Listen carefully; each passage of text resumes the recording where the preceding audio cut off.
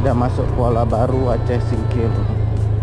Aspal udah habis dari Aceh Selatan. Oke guys, ini lanjutan video sebelumnya yang dari Trumon ke Aceh Singkil.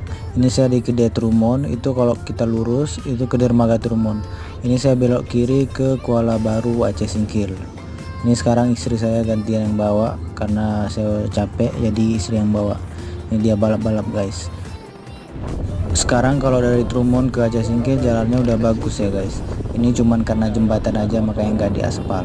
Selebihnya aspal semua. Ini rata-rata kayak gini semua kalau ada jembatan nggak diaspal, karena jembatannya masih jembatan lama jadi nggak diaspal. Itu ada juga yang lewat tapi jarang. Ini kita masuk ke Kuta Padang ya guys, Kuta Padang. Ini lewat Bulu Sema, lewat daerah jalan sini juga. Terus kita lanjut sampai ke Kuala Baru lagi. Ini jalannya bagus nih. Itu kan jalan baru, aspal.